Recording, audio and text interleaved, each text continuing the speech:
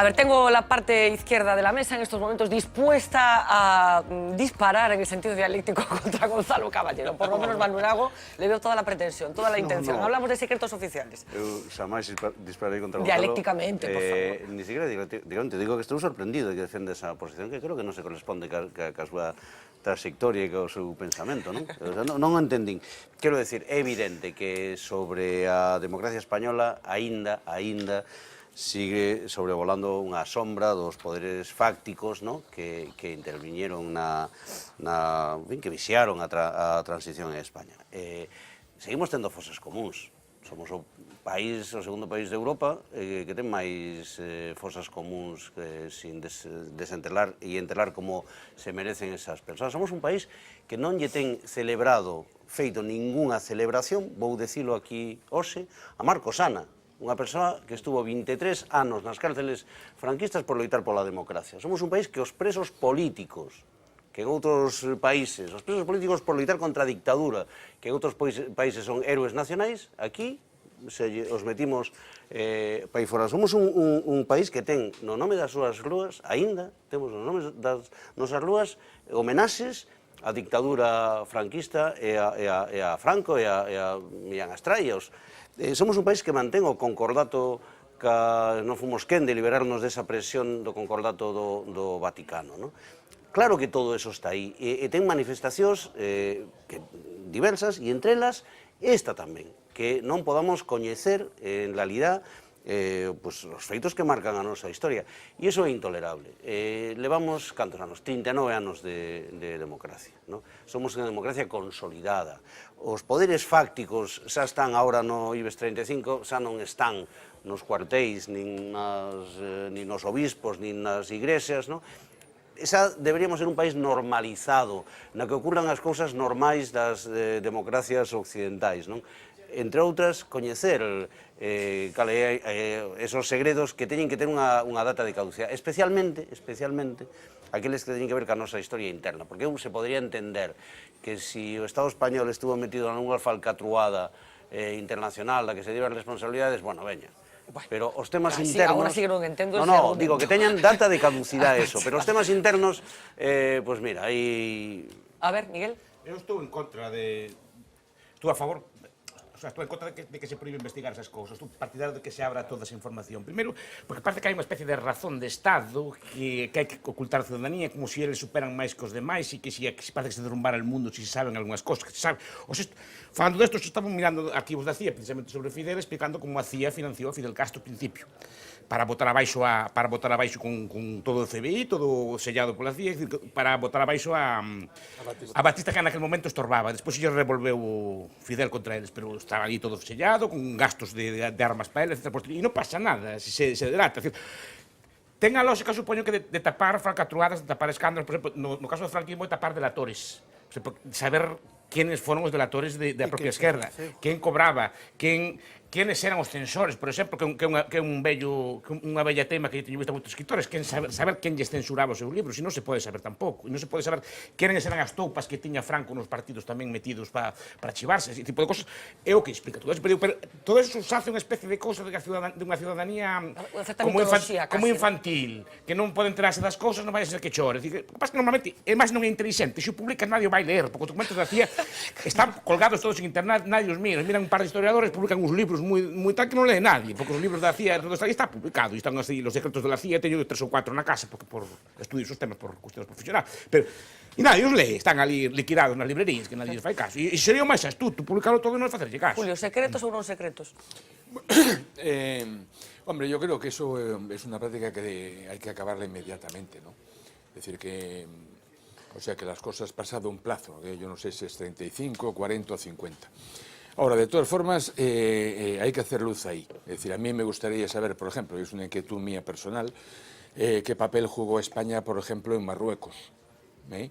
Y años después, qué papel jugó España en el Sáhara. Es decir, o sea, no solo el tema de ETA, sino en las relaciones exteriores de España y incluso, digamos, esa lucha por debajo de la mesa que hubo con Portugal, por ejemplo, frente al Reino Unido o frente a Alemania en un determinado momento. Ahora, planteado esto, España tiene un problema. que es un problema serio, que es el conciliarse con su pasado. Es decir, aquí en España todo lo que tenga que ver con el pasado es un problema. Claro, pero con decisiones como estas lo único que hace Claro, es, lo que decía es un poco acentuar Miguel, en esa introducir vía. ahí el como Es decir, qué pasa. o sea, ¿no? España, digamos, da la impresión de que es una democracia adulta, un país desarrollado, pero que cada vez que hurga en su pasado le salen los colores, ¿no? Diciendo, oye, mira, a ver si nos hacemos mayores de una vez, ¿no? Es decir, aquí, o sea, no hay perfección ni a nivel personal ni a nivel social. Y cada país tiene el pasado que tuvo, de unas cosas está muy orgulloso y de otras menos, y punto. Manuel. Bueno, en primer lugar, una evidencia, no hay ningún Estado sin secretos. Ninguna democracia ninguna sin democracia sin secretos, ¿no? Sería impensable pensar que la política antiyihadista que se está llevando a cabo está a la vista, ¿no? Entre otras cosas, porque probablemente correrían riesgos importantes los que la llevan, ¿no? Esto yo creo que lo entiende todo el mundo. Pero aquí hay otro elemento. A mí también me ha sorprendido lo que ha dicho Gonzalo, ¿no? Gonzalo, dices, no es un tema urgente, no es prioritario. Parece que la ética no es una prioridad, que siempre hay algo más importante. Pero yo creo que ahí, permíteme interpretarte, el PSOE tiene una culpabilidad que hace que vea esto de una manera un poco como tú lo has planteado. Tenemos la ley en el 68, ¿no? Y tenemos una posibilidad de reconsiderarla, reformularla, cambiarla, que el PSOE no lleva a cabo. Porque uno no puede cambiar aquello de lo que se siente culpable. Y porque hay una parte en la historia del PSOE que es una parte oscura, negra, y que yo creo que se arrastra a una culpabilidad, que es la época de la lucha antiterrorista al margen de la ley. Y me parece que ese es el motivo profundo por el que el PSOE no tiene una actitud clara ante esta transformación. Se trataba de elegir entre la memoria y el olvido, y en España se ha elegido el olvido. El olvido y la impunidad. Con lo cual, aquellos perjudicados por los secretos o por los delitos quedan en la impunidad. En este sentido, es imposible una conciliación con el pasado. Es decir, si hay algo traumático, el único modo de que el trauma es un eterno presente, el trauma no conoce el pasado. No puede pasar al pasado porque no puede ser reconocido. El único modo de que algo traumático pueda ser olvidado es que realmente se reconozca y se ponga encima de la mesa y se plantee como tal. Esto es lo que ocurrió en parte con la ley de la memoria histórica, de un recorrido escaso, ¿no? Pero que ocurre también con respecto a los secretos oficiales. Las sociedades sufren de lo oculto igual que las personas. Lo oculto retorna siempre, no acaba de digerirse y hace que nuestra democracia tenga un pecado original. No ha ocurrido en otros lugares. En Alemania no ha ocurrido así. Los archivos de la Stasi, como decías hace un momento, salieron a la luz inmediatamente. En Argentina hubo una ley también en este sentido. También un poco, luego hubo también un perdón. Pero más allá de eso... Un perdón inicial y después hubo juicios. Un perdón inicial. A mí me parece que lo que se plantea ahora es absolutamente prioritario para que no arrastremos, ya no 40 años, 50, sino un siglo de represión sobre cuestiones esenciales y que además las ocultamos en lo público, pero en las familias, en las vidas de cada uno, tienen una presencia imborrable. Entonces, yo creo que sí es una medida muy pertinente, probablemente la plantea el PNV porque tiene una tradición democrática y, bueno, ha sido un partido... Sí, no deja de ser un asunto menor, que sea el PNV que sea el que lo plantea, y me parece que lo que se plantea es muy razonable. Para empezar, que sea solo el Consejo de Ministros quien pueda plantear que algo pasa a ser secreto. porque antes podía ser la Junta de Jefes de Estado Mayor o otras instancias, solo el Consejo de Ministros, y con un periodo de caducidad. Tal vez hay que contemplar excepciones. Sí, bueno, es lo contaba Lourenço, ¿no? Pero Claro. en casos muy específicos, donde, por ejemplo, poner un secreto a la luz pondría en peligro la vida de una persona, etcétera, ¿no? A ver, por alusiones. Está perplejo, Estoy Gonzalo. perplejo, yo porque no me he sentido incómodo con ninguna de las réplicas que he tenido. Es decir, se supone que iba a haber una gran cantidad de réplicas, incluso la de Manuel, que es la más dura, porque asume un tema peliagudo, que es la gestión de la política antiterrorista por parte del Partido Socialista, pero creo que lo he planteado con un carácter muy razonable y que también puedo asumir. Porque aquí somos todos muy riquiños. No, me refiero que no sé por qué habéis interpretado mis palabras. Yo lo único que he dicho, y lo vuelvo a reiterar, Es que hay otros asuntos más importantes. es que, sí, eso también, pero eso, déjame acabar con eso, pero déjame explicar, lo que estoy planteando es, evidentemente, para los historiadores todo tiene una enorme relevancia y eso también. Acabarán, como dice Miguel Anxo, en los libros que nadie va a leer con todas las pero cuestiones. perdona que te interrumpa, Pero- perdona que te interrumpa, Dígame usted, perdóname. dígame No usted. para los historiadores. Tú pregúntate por qué en todas las democracias caducan los secretos Sí, pero oficiales. es que voy a eso. ¿Por qué? Pero voy a eso. Pero lo que estoy diciendo es que las cuestiones a las que aquí hemos hecho referencia, fundamentales, que son las que motivan estas cuestiones, como los temas de la transición, a lo mejor si hablamos del primer franquismo y Bueno, demás, no sabemos, los secretos son secretos, Claro, no pero sabemos lo qué que va a haber estoy ahí. diciendo es que esa anomalía que estamos planteando en términos prácticos, si aplicamos, por ejemplo, una caducidad de los documentos similares a la que se aplica en Francia, todavía no estamos en plazo de leerlos ni de saberlos. No, bueno, el 50 cálculo, años. sí. 50 No, años. no todos, no todos, no todos. En Estados Hay- Unidos entre 25 y 50. Bueno, hombre, En Francia, 50. No, a ver, lo que estoy Claro. diciendo es que. A ver, Que no esperemos que- No, hombre, no. Esto ha sido una anomalía histórica que no sé. No, y segundo, espero encontrarme, sin duda, muchas cuestiones relevantes que aquí se están planteando, las cuestiones micro, a las cuales le doy mucha importancia por lo que puedan suponer para casos concretos, en los cuales ya ha habido muchos avances que han planteado esas cuestiones, como la ley de memoria histórica. Es decir, yo creo que estamos confundiendo muchas cuestiones porque esto va dedicado a los secretos oficiales, ¿vale? Sí, y ahí bueno, es otro claro, tipo de claro, cuestiones, sí, que no es lo sí, mismo, sí. que ya están legisladas las otras. Pero en ese tipo de secretos, yo creo, es decir, que evidentemente cuando el legislador de la transición, además, intentó plantear un sistema que le diese garantías de ocultar ciertas cuestiones, pero yo creo que todo lo que vayamos a leer no nos va a sorprender. A ti ni a no cambiar tienes ninguna nada. curiosidad. Yo creo que al final, mi impresión práctica, a lo mejor me el PSOE equivoco. no ha tenido problema con la ley de memoria histórica porque fue ponente, aparte conozco al ponente, José Andrés Torres Mora, que la defendió de modo muy brillante.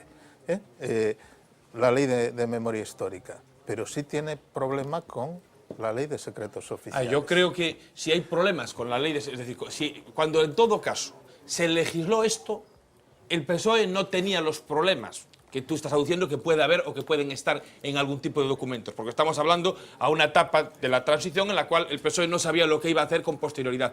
Pero también tengo con total claridad que se establezca el periodo que se debe establecer, yo no sé si son 35, 25, 50, pero toda la documentación de esa etapa, que incluso yo creo que nos va a sorprender poco, porque eso ha estado en los tribunales, políticamente sabemos las responsabilidades que hubo, lo que estamos haciendo referencia es a la lucha antiterrorista por parte de los Tenemos que avanzar, Entre bombeiros non se pisan as mangueiras. Entón, aí aparece unha comunidade de intereses entre os que tiñan que tapar algo do franquismo e o PSOE que empezou a ter algo que tapar despois. Los 70, los 80, una cosa. No. Todo Pero es que un sea revolución. Lo que cuestión. quiero decir es que el Partido Socialista, yo creo que ya asume los errores que ha habido Pero en eu la non política digo que terrorista asuma y ou non. creo que ahí no hay ningún tipo de limitación para que transcurridos los O años que Partido correspondan, Socialista vai a que apoyar sean esta dentro de Dejadme que de alguna ley, forma, vaya a apoyar esta de alguna forma, Planteamiento que sí. de alguna... Perdona, pero esto A es ver. importante, perdona, esto es una cuestión importante. O Partido Socialista vai a apoyar esta Yo proposición no estoy de ley. en condición de garantía, pero yo creo que sí. Bueno, Y esa si vai yo ser aprobada, estuviese... esa será aprobado, non? Y si yo estuviese hasta ahora en el planteamiento que ha habido,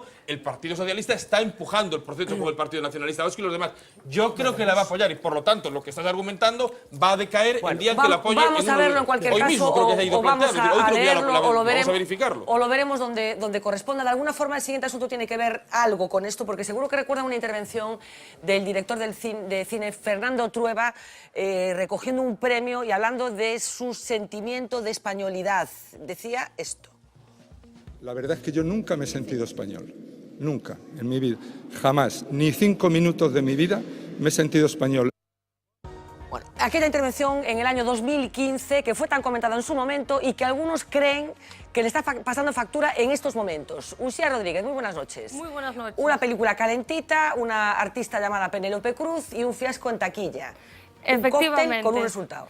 Vamos a hacer una mezcla, cine, nacionalismo y un boicot que une a esas dos cosas. En el centro del huracán está él, lo acabamos de escuchar, el director Fernando Trueba, y su última película, que por si alguien no lo sabe, es esta.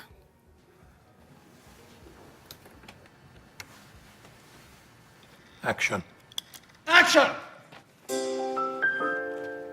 sabes cuando una piensa que ya no le va a pasar más. Y va y le pasa. Ay, y estamos a primer día de rodaje. Sabe que viene la niña, ¿no? Ella es la reina, ¿quién si no? Señor Fontiveros, el señor Berman y el señor Spiegelman se preguntan si usted estaría dispuesto para dirigir la segunda unidad. A saber qué poderío tienen estos americanos. Mira, le estoy cogiendo una tirria a la Isabel esta. Menuda tiparraca la tía.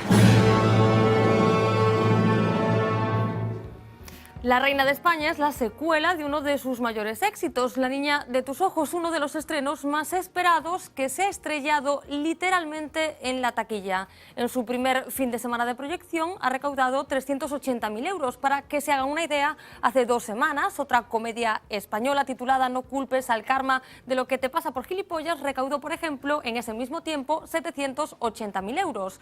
La pregunta es ¿a qué se debe este fracaso? ¿La película es mala y ya está o tienen algo que ver esas palabras de hace algo más de un año que vamos a escuchar más extensamente? Nunca he tenido ningún sentimiento nacional. Siempre he pensado que en caso de guerra yo iría con el enemigo. Siempre. La verdad es que yo nunca me he sentido español. Nunca, en mi vida. Jamás. Ni 5 minutos de mi vida me he sentido español. En los mundiales siempre iba con las selecciones de otros países. Yo las cuestiones de identidad y nacionalidad tengo muchos conflictos con ellas y con las personas. A veces, bueno, son amigos, a veces personas que las defienden. Pero yo reconozco que incluso culturalmente no tengo identidad. Cualquier tema de hard bop casi que me gusta más que toda la música que se ha hecho en la historia de nuestro país. La palabra nacional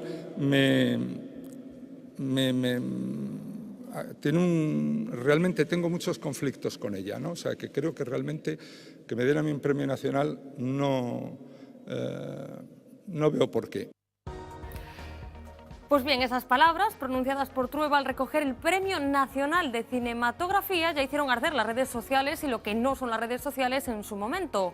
Ahora resuenan reconvertidas en una campaña de boicot en WhatsApp, Facebook y Twitter. Miles de usuarios, entre los que se encuentra el torero Fran Rivera, acusando a Trueba de sentirse solo español cuando pide subvenciones y animando a la gente a que no vaya a ver su película al cine, mientras otros salían a defender al director, por ejemplo, Jordi Évole. 2 bandos enfrentados otra vez en la red.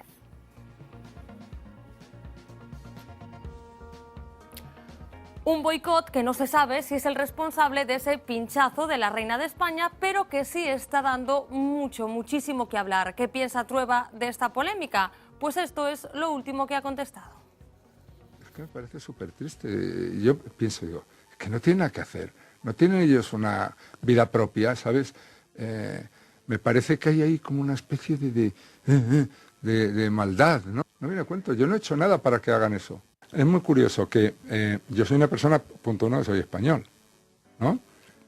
Vivo en este país, vivo porque me gusta, me encanta este país. Podría vivir en Brasil, que me encanta también, o en Nueva York, que me gusta mucho, pero vivo aquí. Ahora bien, lo que yo estaba diciendo ahí, y se lo repito aquí al que quiera oírlo, es que yo no soy nacionalista.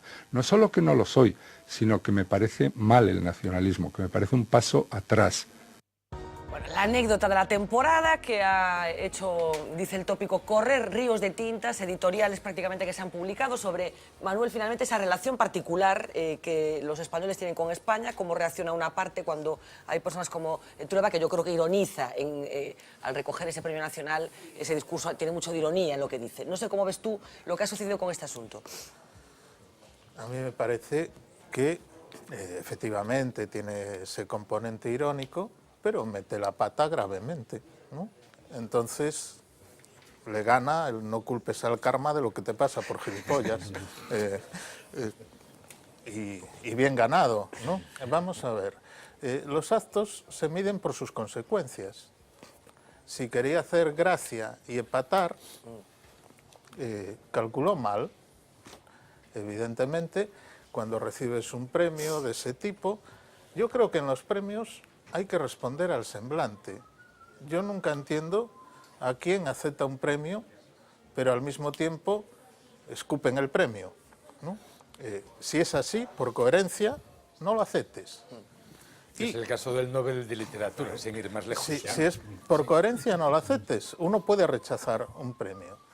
Pero me parece que en realidad, vamos a ver, esto para mí no tiene mucho recorrido. Es el error de una persona que mete la pata gravemente, ahora intenta enmendarlo como puede, pero bueno, por decirlo rápidamente, la cagó. O sea, y estas son las consecuencias. Yo no sé si os merece algún tipo de comentario lo que se ha producido, porque... Yo no tengo información detallada, no sé si alguien la tiene sobre esta cuestión, pero mi impresión es que, por lo que haya sido, la película no ha tirado, y a raíz de los datos de que no ha tirado los primeros días, pues se ha generado una explicación en base a un hecho que se supone que es el que motiva el efecto de que no haya tirado, un efecto que yo creo que no es derivado de esas declaraciones que yo creo que las recordamos cuando nos las repiten, pero creo que no estaban en la conciencia colectiva del público que suele ir al cine para estar pensando no voy a ir a la película. Ahora sí se ha montado una polémica y puede haber algún tipo de sector de la población más ideologizado que deje de ir a la película, pero creo que la causalidad entre la declaración de él de hace unos meses y el hecho de que en los 2 primeros días que lo han estrenado en cine no haya tirado, podría volverlo más en cuestiones cinematográficas sin que yo haya visto la película. Bueno, en cualquier caso, a ver, muy brevemente, porque quiero hablar de otras declaraciones. De marketing. Decir, no sentido de que botarlle a culpa... Eu estou enlazado a moitas cousas destas de fachas e así, por... A ver, espera, ¿por qué estás enlazado? Que estou enlazado a moitas... Nunca vin chamamento boicot. Vin o chamamento despois, pero non antes. Quero dicir, nese fin de semana non vin nada. Digo que teño moitos enlaces porque teño moita gente en Facebook de todas as pelaxes. E non vin nada deso. Digo, parece unha estrategia de marketing, porque non ten lógica. Porque en todo caso que se busca é crear un efecto adverso que todos os progres... Que a xente vaya a vela para como reacción contra eso. Será unha mala película. Yo lo veo al revés. Yo creo que hai un dedo ejecutivo que dicen, miren ustedes cómo está la sociedad en España, que cuando alguien dice esto, no vamos a ver la película. Sí, bueno, yo más bien creo que no es de los progres, sino más bien del otro sector. Pero que non vin ese chamamento, precisamente os fachas que chama Évole ignorárona. Es decir, non vin ese tipo de cosas. Pero a posteriori empezaron a interpretar... Cuando hubo a queixa, cuando se empezaron todos a... Empezaron a interpretar... Déjame que avance, venga, simplemente una sensación, es que quiero avanzar porque empezamos a tener poco tiempo y quería hablar de otras declaraciones que probablemente tengan más recorrido que estas, porque vienen de una persona del Partido Popular que está un poco pasando unas horas bajas. Estamos hablando de Pablo Casado. Para algunos era el que estaba llamado a renovar la formación conservadora, pero ha tenido una intervención, Marina Carregato, muy buenas noches, que nos va a servir como excusa para hablar de algo que tiene que ver con los salarios que se cobran en España, la situación laboral de muchos trabajadores y de una denuncia que también partía hace unos días de un empresario, el propietario de los hoteles ACE. Cuéntanos. Justo por ahí vamos a empezar por esa denuncia, vamos a empezar poniéndonos en situación porque las camareras de los hoteles están en pie de guerra. Ellas denuncian su situación laboral, trabajan para empresas subcontratadas y en situaciones que dicen que son muy precarias. Ellas llegan a cobrar menos de 2 euros por cada habitación de hotel que limpian y entre las muchas manifestaciones que están haciendo en los últimos días, ellas fueron también a una charla protagonizada, como decía Fernanda, por Pablo Casado, donde el vicesecretario de Comunicación del Partido Popular, afirmó que España era un gran país y que dejemos de tirarnos cifras a la cabeza, dijo. Esto le ha contestado una gobernante de hotel.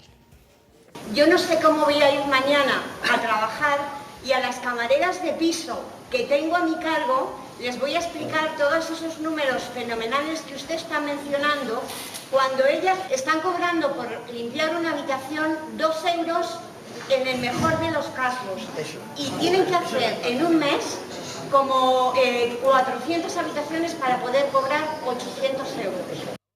Y ante esto, ¿cuál fue la respuesta de Pablo Casado? Pues que su hermano también es médico y también trabaja en condiciones parecidas. Querida gobernanta, tenemos que intentar mejorar las condiciones laborales. No es solo un problema que puedan tener tu equipo. Prácticamente las cifras que das, que yo he hecho la cuenta, que son 15 habitaciones al día, son las consultas que puede tener, bueno, me han dicho 400... yo desconozco los turnos de libranza, pero bueno, 400 al mes, si quitan los fines de semana, pongamos 15 o 20 al día. Bueno, son las mismas que, por ejemplo, mi hermano, que es médico en un hospital público, pues son los mismos pacientes que tiene que hacer. La polémica de la precarización del empleo en el sector de turismo ha llegado a las portadas de los periódicos después de que el presidente de la cadena AC Hoteles, hablamos de Antonio Catalán, haya defendido la necesidad de tener plantillas estables y ha asegurado que si hay que ganar más a base de sacrificar el personal, él dice que prefiere tener menos lucro. Yo creo que no puede ser que se despida a cualquiera con 20 días por año y mañana metemos una empresa de trabajo temporal, a una camarera que en un convenio en Madrid cobra 1.200 euros en ACE, termine cobrando 700 euros o 650. Y que además trabaje, en vez de 5 días, 6, en vez de trabajar 8 horas, trabaja 7. Eso es lo que no puede ser. Con las compañías hay que humanizarlas, ¿no? Yo creo que el capitalismo actual, de que vale todo, yo creo que personalmente no me lo creo. Yo creo que no vale todo. Hablamos de sueldos de 600, 700 euros, sueldos inferiores al salario mínimo interprofesional establecido por ley. Una realidad que hace unos días Fátima Báñez quiso negar o por lo menos quitarle importancia. Esto dijo. Muchas gracias, señora presidenta. Señor Garzón, yo le pido rigor a la hora de hablar en esta Cámara. Mire, en España el salario mínimo es de 655 euros. Nadie cobra por debajo de ese salario en España porque sería ilegal. Y yo le invito, si es así, a denunciarlo. A lo que usted se refiere, tranquilidad, tranquilidad. Si alguien ingresa 300 euros al mes es porque tiene ingresos tributarios, trabaja solo algunos días al mes o tiene ingresos o renta por esa cantidad. Por tanto, yo pido rigor. Lo que dice Fátima Báñez es verdad. La ministra no ha mentido, pero sí ha ignorado un detalle fundamental, que la mayoría de la gente que trabaja por horas a tiempo parcial prefería no hacerlo. También ha olvidado a los falsos autónomos y también a los miles de trabajadores que firman contratos a media jornada cuando realmente trabajan a jornada completa. Vamos a las cifras. En España, la figura del trabajador pobre gana cada vez más terreno. En el 2015 se cerró con 5,9 millones de asalariados que tuvieron algún tipo de trabajo durante el año, pero que no llegaron a la cifra mínima establecida por ley. Son 9.080 euros brutos en 14 pagas cada año. En el 2015 ha sido el año en el que ha habido más trabajadores en esta situación desde que se analiza este parámetro, es decir, desde 1999. Podemos en las últimas semanas ha hecho una propuesta en el Pleno, en el Congreso, de subir el sueldo mínimo hasta los 950 euros hasta el año 2020. La iniciativa pasó el primer trámite pese a los votos en contra del Partido Popular y la abstención de Ciudadanos. Los populares alertan para el riesgo de la subida de la inflación, mientras que, por ejemplo, el gobernador del Banco de España advierte que subir los salarios de forma generalizada puede generar más desempleo. Los salarios, claro que hay que subirlos, por supuesto, obviamente que sí, pero en las empresas que pueden subirlos, en la medida que se pueden subir, pero no de una forma generalizada, de una forma lineal, que lleva, y como muestra nuestra experiencia durante muchos años, al paro. Bueno, la particular intervención de Pablo Casado y empiezo por ti, Manuel, esa denuncia que hace Antonio Catalá, que yo no sé si crees que mete un poco el dedo en la llaga de lo que está pasando en España con los salarios, con los trabajos, con la forma de entender la relación laboral y la caída del paro, la subida del empleo. Eu creo que o dixera Antonio Catalá, que é un empresario de éxito neste país, lle dá máis forza, porque eso o veñen dicendo os sindicatos moito tempo, está ben que o diga un empresario. O que está ocurrindo en España e en Galicia co tema do emprego dos salarios é terrible, porque está producindo unha devaluación salarial que afecta de forma especial, vou dicilo nun lenguaxe coloquial, as quelis. O sea, as quelis, as que limpian, ¿no? As camareras de piso, serían o exemplo, o colectivo que simplifica ese proceso. Porque a devaluación salarial se está concentrando en sectores que xa tiñan salarios baixos e o está convertindo en traballadores e traballadoras pobres, que non poden vivir do seu salario traballando a súa jornada completa. Fátima Báñez non entende nada, se confunde os conceptos, non? Eso de falar que teñen ingresos tributarios, teñen ingresos salariais, non? Que está sucedendo? Efectivamente, ninguén que traballe a tempo completo, 8 horas, non? pode cobrar menos de 655 euros. Pero cal é o truco que fan as empresas? Fan dous trucos. Un o que denuncia Antonio Catalá. En vez de ter contratadas persoas co convenio traballando para os hotéis, sendo plantilla dos hotéis, se subcontrata unha empresa. E esa empresa, a mellor, é unha cooperativa, forma de cooperativa. Non vou dicir empresas galegas que utilizan cooperativas. Que os traballadores cobran, e as traballadoras non cobran según un salario de convenio, sino que cobran unha cantidade por traballo realizado. E, por lo tanto, non chegan a ese salario mínimo. E iso afecta, e esa é a clave do que fala Antonio Catalá, afecta a calidade da prestación dos servizos, que isto é fundamental. Unha habitación de Antonio Catalá vale 150 euros. E cando ti pagas 150 euros, cando alguén paga 150 euros por unha habitación, existe calidad na prestación dos servizos. Falabas dese truco, e hai ese outro truco tamén, hai moita xente que firma media xornada e traballa xornada completa. Gracias por recordarlo, e efectivamente, quer dizer que hai moitos contratos de traballo que se fan por 4 horas e se traballan 8. E esas 4 horas non se cobran, ou non se cobran legalmente, e dende logo non se tributan. E iso, o traballo baixo, o traballo devaluado, o traballo de baixa calidade, ten consecuencias sobre a vida das persoas que traballan, sobre o modelo social, porque nin hai cotizacións para as pensións, nin impostos para o Estado social, e ademais, sobre traballo barato, só se pode establecer e articular un modelo empresarial de baixo coste, de baixa calidade, de baixo nivel, porque ter empresas desenvoltas, ter empresas tecnolóxicas, ter empresas basadas no coñecemento non é compatible ca sobreexplotación dos traballadores. A ver, teño a sensación de que hai puntos de vista distintos. Vou continuar por Miguel e seguimos, veña. A ver, primeiro, o salario mínimo en España non son 655 euros, son unha cosa como 1.200, porque a conta se fai, hai que facela así, 155 euros por 14 pagas dividido entre 11 meses, porque hai un mes de vacacións máis cuota empresarial da Seguridade Social.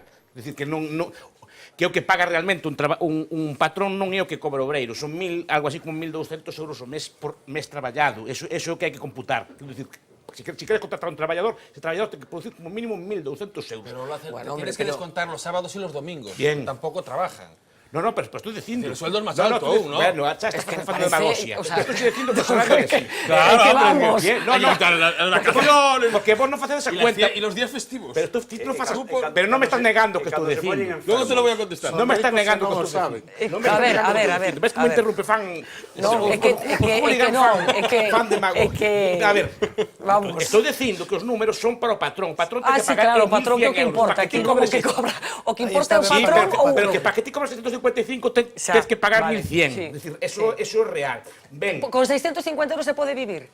Non sei se pode vivir. No, que é unha pregunta que temos que facer tamén. Depende, por exemplo, estou soltero e vivo con miña nai, pode vivir. Por eso digo, se estou casado con fillos, probablemente viva moi malamente, etc. Depende de cada caso. Eso non o sei. Pero Catalán fai astutamente unha defensa do seu propio negocio. O salario mínimo ten varias consecuencias. Unha primeira é expulsar os jóvenes do mercado de traballo sistemáticamente, expulsar as mulleres do mercado de traballo sistemáticamente, expulsar os inmigrantes do mercado de traballo sistemáticamente e, sobre todo, é unha defensa das grandes empresas contra as pequenas empresas. Porque as grandes empresas, como traballan con unha productividade alta, a única forma que ten unha empresa pequena de competir é con salarios baixos, e así o que está facendo é impedir as empresas pequenas que compitan con el e de por riba quedar de simpático cara a galería. Quero dicir que eso que me fai gracia do señor. Eu defendo o modelo sueco, defendo o modelo danés, defendo o modelo islandés, defendo o modelo noruego e defendo o modelo de Austria, que non hai de salario mínimo. Eso que defendo eu. Porque o salario mínimo é a causa principal. Mira, vamos a ver. En España hai máis diferencia de tasas de desempleo entre rexións ou entre nacións que entre España e Alemania. Entre as zonas con menos paro de España e as con máis paro de España hai diferencia, chegou a haber de 20 puntos, debe ser como 15 puntos de diferencia entre España e Alemania, non as hai.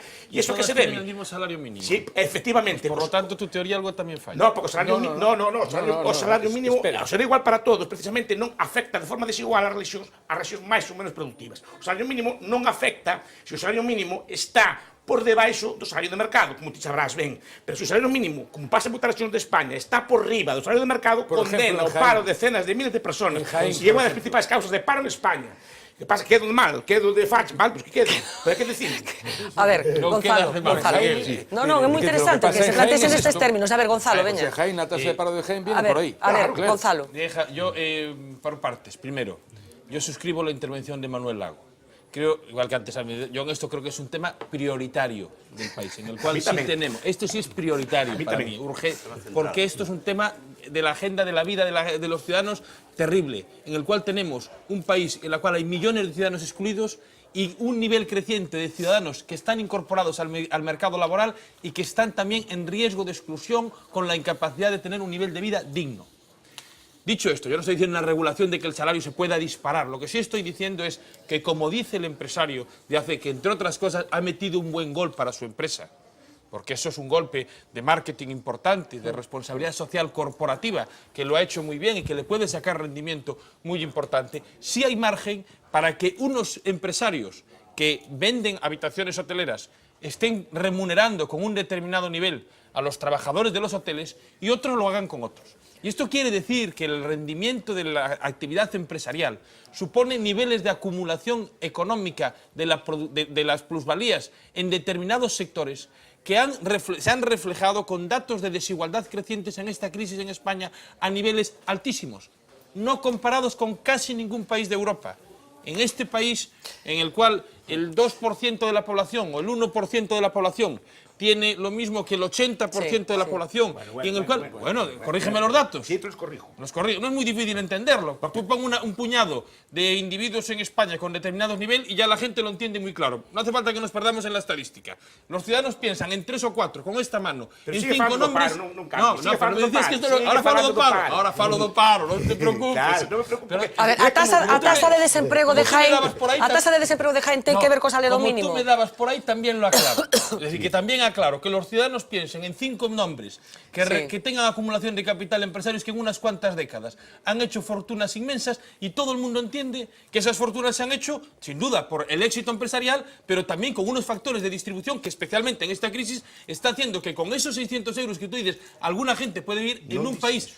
Ya has dicho, vivir con tu madre, claro que vives. Claro, que hay personas que sí que pueden. Claro, pero es que el modelo que necesitamos en el país tiene que ser un modelo en el cual haya mecanismos de redistribución. Yo sé que la subida del salario mínimo por vía legislativa a cualquier nivel, claro que tiene efectos de que está limitando la posibilidad de ajuste por la vía salarial. Claro que también soy consciente de eso. Pero lo que estamos viendo es que con el mismo nivel, yo te hago una interpretación inversa a la que tú haces, con el mismo nivel de salario mínimo, hay comunidades o zonas que funcionan mucho mejor. Por lo tanto, con el mismo nivel de salario mínimo, tendremos que buscar factores de oferta y de demanda, de impulso, que permitan garantizar un mínimo de 600 euros para personas que trabajan a jornada completa durante los 30 días, con los días festivos que correspondan al mes, y que todas esas horas de trabajo se remuneran a un nivel que no permite una cesta de consumo y de bienestar mínimo para alguien que quiere mantener una familia. Deja un momento que conteste Miguel y Julio, rápidamente. A productividade marxinal de cada zona é a mesma. A productividade marxinal dun obreiro alemán é a mesma que un obreiro de Portugal. Pero podemos Estou preguntando si son, e a pregunto despois, no caso español, a productividade marxinal dun obreiro vasco ou navarro é exactamente a mesma que un obreiro de Jaén. O sea, o produto marxinal, a produción que ese traballador leva é a mesma. Deben levar o mesmo salario mínimo. Para ti sí, a consecuencia yo lo que estoy diciendo es que hay conexiones enteras maltratadas por eso. A ver, por favor, ya sé que con el mismo nivel de salario mínimo, aun habiendo divergencias en las productividades marginales de los trabajadores, tenemos lugares en que funciona mucho mejor y otros menor. Lo que yo digo es que mi modelo es garanticemos lo suficiente, garanticemos un mínimo a todo el mundo y a partir de ahí permitamos. Voy a acabar el vía V con una licenciatura en economía. Déxame que lle faga unha pregunta aos defensores de que non existe salario mínimo. Podedes citar un só estudio académico que teña demostrado que o salario mínimo interprofesional en calquer país do mundo implica incremento do desemprego? Citarme un. Non se pode ni se vai poder. Citarme un estudio... Mira que a economía ten estudiado... Mira que a economía ten estudiado todo. Mira que hai facultades... A ver, espera, que me Julio despois no porque van a escular. Porque hai máis factores. Ni un só estudio académico que teña demostrado eso. Facédese ideoloxismo a priorístico. Non, señor, Remato con unha idea. Remato con unha idea. Eu só coñezo un que non é académico. E é un estudo que se fixo pola subida do salario mínimo nos McDonald's en Estados Unidos nun estado concreto. Está replicado ese nun estado concreto. E a continuación se valorou como evolucionou o emprego nos McDonald's dese estado comparado co estado similar. E non sucedeu Nada. Sí, que Fernando, invirtieron en máquinas novas para despedir trabajadores. Julio, para que vayas y basculando. La cosa es la siguiente. Una cosa, me gustaría decir dos cosas. Es decir, la primera, digamos, lo que tiene que ver con los hoteles. Es decir, que una persona, por hacer una habitación, reciba 2 euros, es injusto. O sea, estamos hablando que para cobrar 8 euros la hora tiene que hacer 4 habitaciones y muy probablemente un cuarto de hora no le dé para mantener el estándar, de, por ejemplo, de algunas cadenas. Es absolutamente indigno y injusto.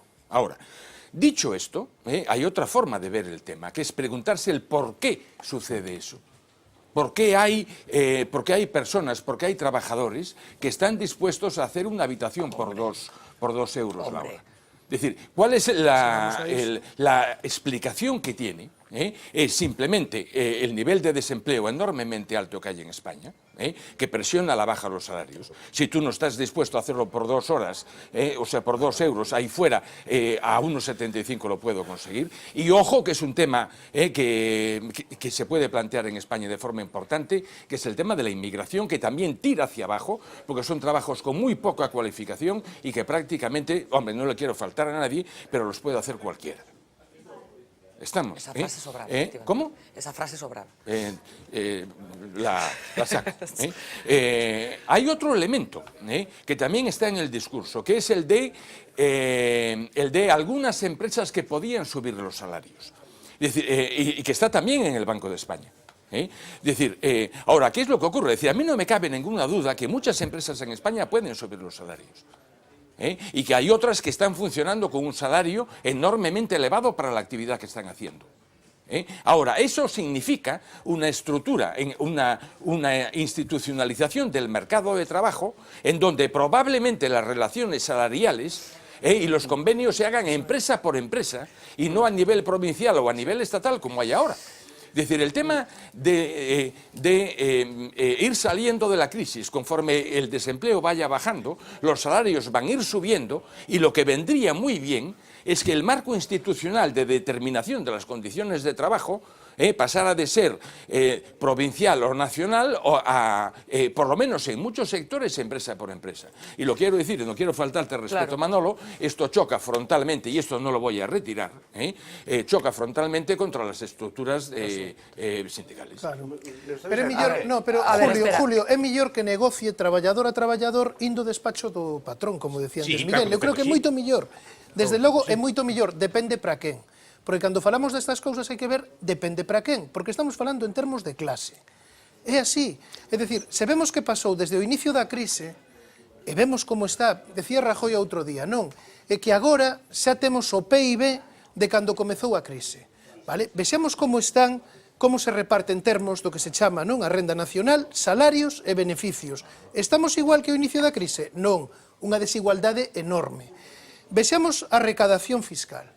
Resulta que a recadación vía impostos indirectos que gravan o consumo sobre o IRPF mantívose, porque se incrementaron os tipos para que se recadase máis. Que é realmente o que baixou a pesar de que se podía recadar moito máis porque os beneficios sí que subiron en algúns sectores de forma astronómica? O que baixou é sociedades. Entón, claro, pensar que aquí non se fixeron reformas laborais primeiro co PSOE, despois co Partido Popular, para devaluar os salarios, porque se falaba hai que provocar unha deflación interna, é o que se fixo. Pensar que aquí non se estivo desarticulando a negociación colectiva para baixar os salarios é o que se fixo. Pensar que aquí o salario mínimo subiuse este ano un 0,5%. Un 0,5%. Eu creo que é un insulto. Menos mal.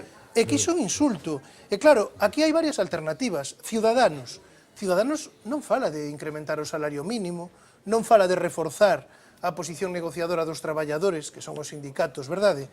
Nesas relacións laborais, do que fala é vamos establecer un complemento mínimo público ás retribucións máis baixas. E iso quen o paga? Claro, porque iso tampouco o van pagar, verdade? Eses impostos de sociedades que as empresas non deixan de pagar. Eu creo que aquí temos que falar de que temos un salario mínimo que a metade do que hai en Bélxica, que en Francia o salario mínimo son 1.466 euros, no Reino Unido 1.343, en Luxemburgo 1.900, e que o Comité de Dereitos Sociais da Unión Europea, verdade, o ano pasado fixe un informe onde, perdón, do Consello de Europa di certas cousas. Home, Austria, por exemplo. Que? Austria, sí, pero falemos do Que salario que medio. salario mínimo ten? Claro, Non non sei, ten pero mira, salario eu o que che digo é que ademais por se deprimir o salario non chegase, inventáronse outra cousa que é o chamado IPREM, o Indicador Público de Rentas, vale, de efectos múltiples, porque claro, para calcular certas prestacións o salario mínimo debías parecerlles moi elevado, entón poñemos o IPREM, que aínda máis baixo, para calcular estas cousas. Eu o único que digo é, esta xente que se enche a Constitución, verdade, coa Constitución enche a boca, frente a Trueba levan a man, España, España, España.